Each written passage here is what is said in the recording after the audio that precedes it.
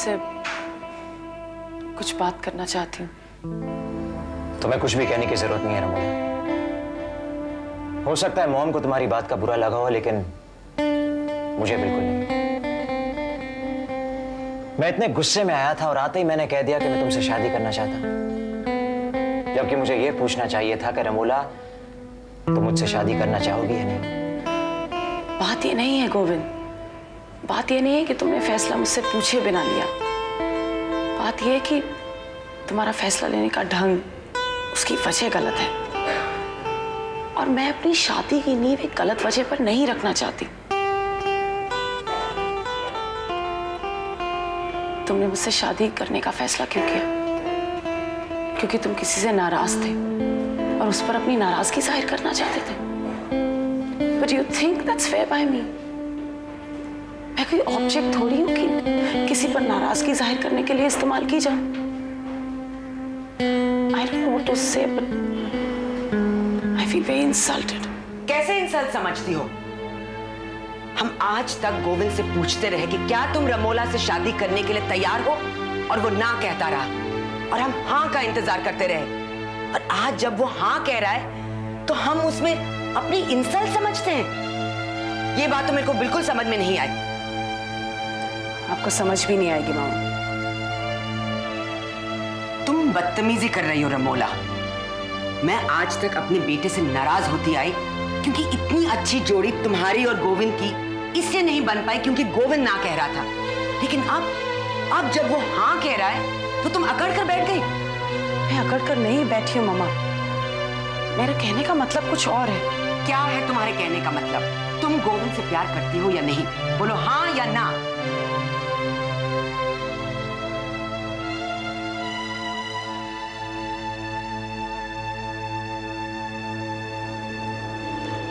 हाँ। और तुम गोविंद से शादी करना चाहती हो या नहीं? बोलो हाँ या ना। हाँ। तो फिर क्या प्रॉब्लम है? प्रॉब्लम ये है मम्मी कि मैं इससे प्यार करती हूँ और इससे शादी करना चाहती हूँ। और मैं चाहती हूँ कि ये भी मुझसे तभी शादी करे जब ये मुझे प्यार करे, इसलिए नहीं क्योंकि ये किसी पर नाराजगी जाहिर करना चाहता है। सही कह रही है तुम रमोला। तुम अपने प्यार की इतनी इज्जत करती हो, ये जानकर मेरे मन में तुम्हारे लिए इज्जत और भी बढ़ गई है।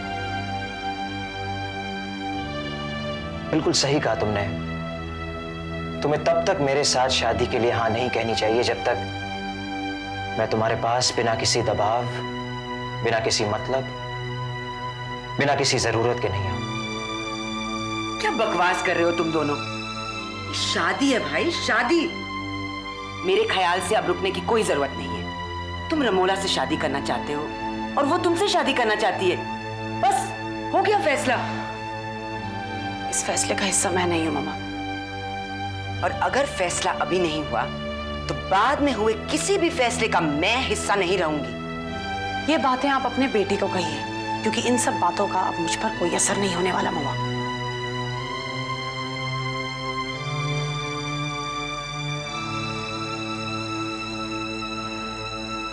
मॉम, आप खामा एक्साइटेड हो रही हैं इस बात को लेकर। हो जाएगी हाँ या ना, जो कुछ भी होना है। अब जो कुछ भी हो गोविंद, उसमें मैं नहीं हूं।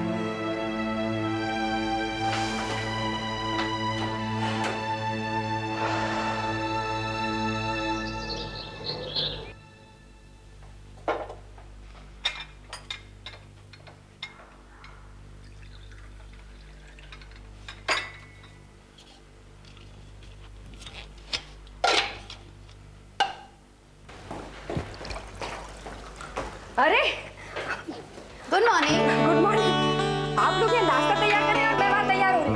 वैसे भी इस घर में नाश्ता हमेशा से मैं ही तैयार करता है। प्रीति तो रात के खाने के लिए मदद करती है। लेकिन आज से सारा घर का काम मैं करूँ। क्यों? What क्यों? I mean आप मम्मी बनकर आए हो, आप बैठो ना, घर का काम हम तीनों मिलकर करेंगे। अभी तो बैठो। नहीं, हिंदुस्तानी घर का यही रिवाज है कि घर का सारा काम या तो माएँ करती है या फिर बहुएं। आइए। मैं उन सब औरतों को गलत नहीं मानता, लेकिन वो सिर्फ घर का काम करती हैं। डिवीजन ऑफ लेबर होना चाहिए, या बाहर काम करो या घर में। यहाँ तो तीनों ही बाहर काम करते हैं। हाँ, और इसीलिए घर का काम भी हम तीनों मिलकर करेंगे। Okay okay okay, no objection, बस। वैसे दीपा, तुम चाहो तो अपनी मम्मी को भी यहाँ ले आओ। वो बेचारी अकेली पड़ गई होंगी तुम्हारे यहाँ जाने के बाद। नहीं, मम्मी ने तो पिछले 20 सालों में घर के दहलीज के बाद कदम भी नहीं रखा है। मम्मी इस घर को छोड़कर कभी नहीं आई। अच्छा, अब जल्दी सब लोग नाश्ता कर लो, वरना हम तीनों लेट हो जाएंगे। हाँ हाँ, चलो चलो जल्दी करो। लेकिन प्रीति, शाम के खाने का क्या करेंगे? ओहो, अभी तो नाश्ता शुरू नहीं किया और रात के खाने की बात कर रही है दीपा। I'm sorry, mummy. नहीं नहीं, माँ। प्रीति, तुम मुझे माँ मत कहो, दीपा ही कहो। हमारे बीच में वही रिश्ता रहना चाहिए जो था। वो बड़ा खूबसूरत रिश्ता था। मैं ये नहीं चाहती कि इस नए रिश्ते के लिए हमारा वो रिश्ता कहीं खो जाए। वो कभी नहीं खो सकता। लेकिन अगर हम नाश्ता खाकर जल्दी अपने कामों के लिए नहीं निकले तो ये वक्त खो जाएगा और हम लेट हो जाएंगे। एक्चुअली हो सकता है दिल के किसी कोने में मैं चाह ही नहीं रही हूँ कि हम लोग अलग हो जाएं। लेकिन अगर अभी अलग नहीं होगी तो शाम को मिलोगी कैसे? मतलब मैं तुम्हारी और मेरी बात कर रही हूँ, आप दोनों की बात नहीं कर रही। Yes. Yes, Mr. Dale. I'll have a word with Mr. Dutt. Yes. Is everything else okay? Mm-hmm. Yes, I've met Dabbu. No. No problem whatsoever. Okay. I'll talk to you soon. Bye-bye. हाय। हाय। Mrs Dale का phone था। हाँ? वो काफी खुश हैं कि हमने अपना सारा कॉन्ट्रैक्ट वगैरह साइन कर लिया। उनका कहना है कि अगर मिस्टर दत्त ऑस्ट्रेलिया चले जाएं तो उस कंपनी के साथ हमारी लॉन्ग टर्म प्लानिंग भी हो सकती है। तो ठीक है, मैं अभी चले जाता हूँ ऑस्ट्रेलिया। नहीं, इसके बारे में कुछ सोचना पड़ेगा, क्योंकि जिस स्ट्रेटेजिक प्लानिंग के बारे में वो बात कर रही हैं, उसके प्लानिंग, पासिंग और प्रेजेंटेशन में 6 महीने भी लग सकते हैं, साल भर भी लग सकता है। अगर इतनी देर के लिए आप चले जाएं तो यहाँ का क्या होगा? कौन संभालेगा यहाँ? प्रॉब्लम तो है, पर ये प्रॉब्लम सॉल्व करना पड़ेगा। नहीं जाने का मतलब है इतनी बड़ी अपॉर्चुनिटी मिस करना, और इतना बड़ा मौका जो बहुत कम लोगों को मिलता है, मिस करना कोई ठीक बात नहीं है। जस्ट इमेजिन, इतनी सारी प्लानिंग और इतनी अच्छी रिप्रेजेंटेशन के बाद कितना फायदा हो सकता है हमारी कंपनी को, कि आने वाले कम से कम 50 साल सिक्योर हो जाएंगे। सही कह रहे हैं आप, पर यहाँ का बंदोबस्त करना भी तो बहुत जरूरी है। अकेली प्रीति से नहीं होगा। हमें कोई ऐसा आदमी चाहिए जो इस कंपनी को अपना समझे। तो तुम हो ना, तुमसे बेहतर इस कंपनी को अपना और कौन समझता है? I'd love to, प्रीति। मैं आप लोगों का एक ऐसा हिस्सा बन चुकी हूँ जो कभी अलग नहीं हो सकता। पर आप लोगों के लिए फायदा तभी होगा जब मैं उस ऑस्ट्रेलियन कंपनी के साथ काम करूँ, क्योंकि अगर मैं वो जॉब छोड़ दूँ तो मेरी जगह कोई और ले लेगा, जिसकी रिपोर्ट से मिसेस डेल काम करेगी। वो बात भी सही है। और हम जिस आदमी को लाएं बिल्कुल सही होना चाहिए। हाँ, लेकिन अब सही आदमी है कौन, ये भी तो पता नहीं ना। तुम यहाँ क्या कर रहे हो? पता नहीं, आज दिल ने कहा कि चलो तुम्हारे यहाँ चलते हैं। काम तो कोई होता नहीं, सो चला है। हाँ। ये है रीमा, हमारी फाइनेंसर, नॉट फाइनेंसर, जो कंपनी हमें फाइनेंस कर रही है उसकी रिप्रेजेंटेटिव। और ये है मिस्टर तेजेश्वर दत्त, मेरे पार्टनर। इन्हें तो मैं अच्छी तरह से जानता हूँ, पर मिले नहीं है। हाय। Nice meeting you. और ये है Rohan, my classmate and the most brilliant student in my class. और सबसे बेकार।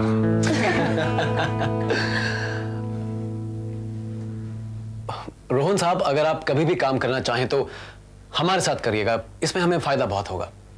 ही is right. Actually mister Dutt कुछ दिनों के लिए ऑस्ट्रेलिया जा रहे हैं और यहाँ पर मैं अकेली होंगी काम संभालने के लिए, so I need someone to be here. और ऑस्ट्रेलिया से आने के बाद जाहिर है तब तक काम बहुत बढ़ जाएगा और हमें बहुत सारे लोगों की जरूरत होगी, so I am sure you can fill in somewhere. Rohan, actually इस वक्त हमारी कंपनी ऐसे स्टेज पर है कि हम किसी बाहर के आदमी को नौकरी पर नहीं रख सकते।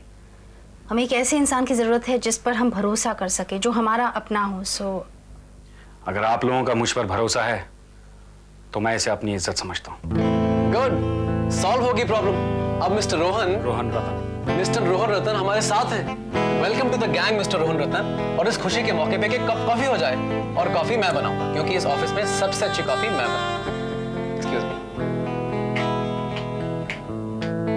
तेजेश्वर दत्त साहब, अब आप कॉफी ऑस्ट्रेलिया में ही बनाओगे, और अगर मेरा बस चला ना तो आप यहाँ की वापसी की फ्लाइट कभी नहीं पकड़ पाओगे।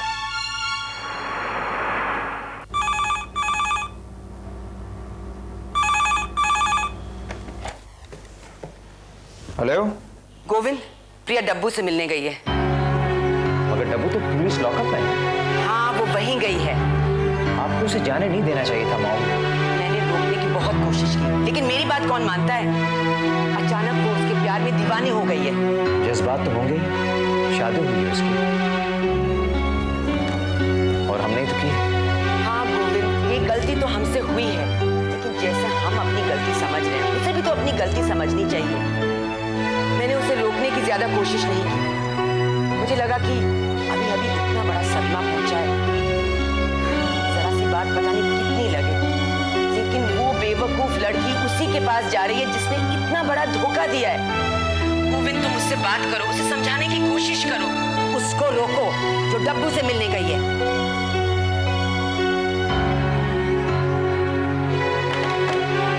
मैं समझ सकता हूँ प्रिया कितना मुश्किल है अपने पहले प्यार को भुलाना,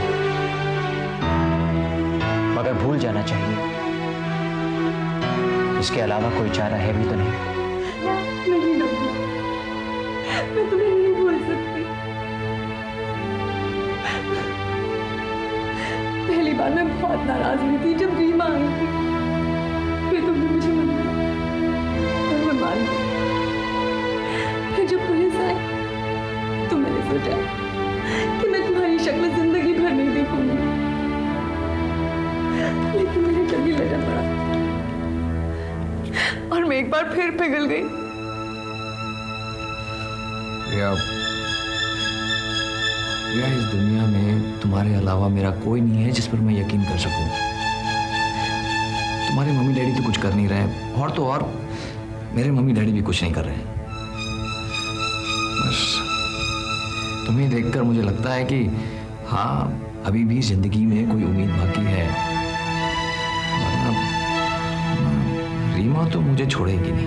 पर इन सलाखों के पीछे रहकर तुम रीमा से लड़ोगी कैसे? प्रिया, तभी तो तुम्हें मैंने बुलाया है। हाँ, तुम कोशिश करो मुझे यहाँ से निकालने की प्लीज। प्रिया, एक बार मैं यहाँ से निकल जाऊँ ना, मैं उस रीमा की बच्ची का जीना हराम कर दूंगा। पर वो कैसे होगा डब्बू? तुम्हारी बेल कौन देगा? तुम्हारे डैडी। प्रिया, वो ऐसा कभी नहीं करेंगे। तो तुम उनका जीना हराम कर दो प्रिया। हाँ, हमारी शादी हो चुकी है प्रिया, ये मत भूलो। और इस रिश्ते को कोई नाजायज करार नहीं दे सकता है, और ना ही तुम्हें मेरी मदद करने से कोई रोक सकता है। प्रिया, प्रिया, तुम्हारा पति जेल की सलाखों के पीछे है। तुम अपने डैडी से कहो कि वो तुम्हारे पति को जेल से निकालें, डब्बू को नहीं, तुम्हारे पति को। और अगर वो तुम्हारी बात मानने से इनकार करते हैं तो तुम अपने हक का इस्तेमाल करो। उनकी जायदाद में तुम्हारा भी हिस्सा है, अपना हिस्सा मांगो। और वैसे भी क्या मिला तुम्हें दहेज में? कम से कम अभी तो तुम्हें इतना मिलना चाहिए ताकि तुम मेरी बेल दे सको। गलत कह रहा हूं या सही कह रहा हूं? तुम बिल्कुल सही कह रहे हो डब्बू, तुम बिल्कुल सही कह रहे हो। मैंने तो ये सब सोचा ही नहीं था। तुम चिंता मत करो, मैं आज ही मम्मी डैडी से बात करती हूँ। जरूरत पड़े तो बड़े डैडी को इंदौर फोन करो। वो तो बात और भी बिगाड़ देंगे। तुम जानते हो ना, वो पहले से ही तुम्हारे खिलाफ। जितनी मर्जी खिलाफ हो, तुम्हारे आंसुओं का असर जितना बड़े डैडी पर पड़ेगा उतना तुम्हारे मम्मी डैडी पर नहीं पड़ेगा। असर हो या ना हो, उन्हें मेरी बात माननी पड़ेगी। तुम फिक्र मत करो डब्बू, कल शाम से पहले तुम जेल से छूट जाओगे। प्रिया, प्रिया, love you so much. I love you so much. Thank you very much. I love you too डब्बू। और देखना, मैं ये साबित करके रहूंगी। You take care of yourself.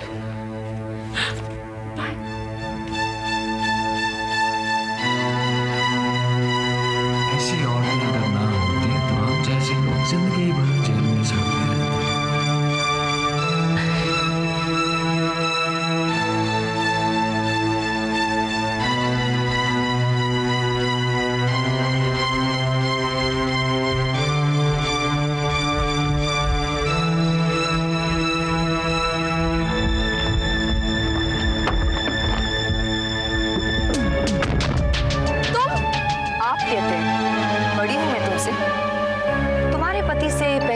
शादी हुई थी।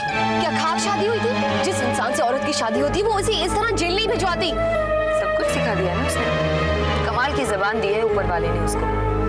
हर किसी को ऐसा लगता है कि भले ही वो दुनिया से झूठ बोल रहा हो, उससे वो सच कह रहा है। लेकिन वो मुझसे सचमुच में सच बोलता है।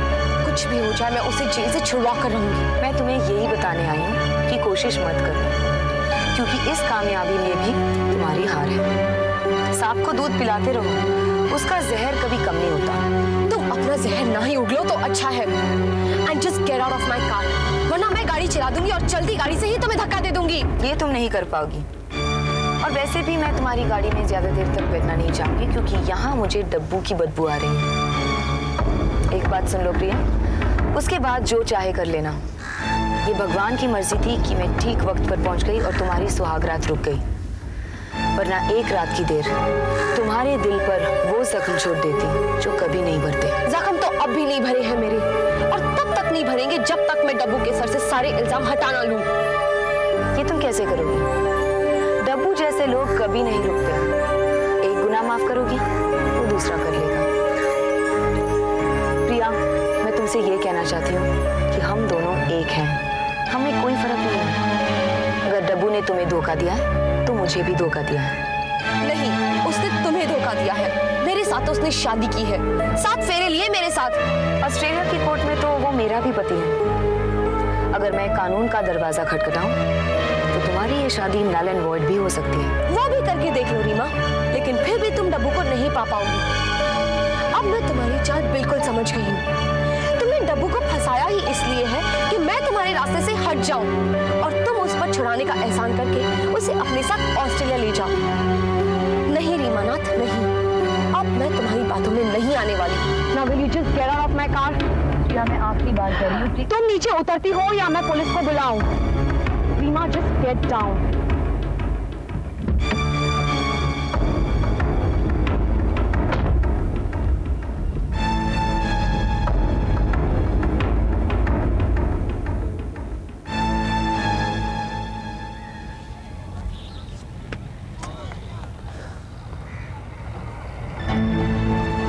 आप आ गई?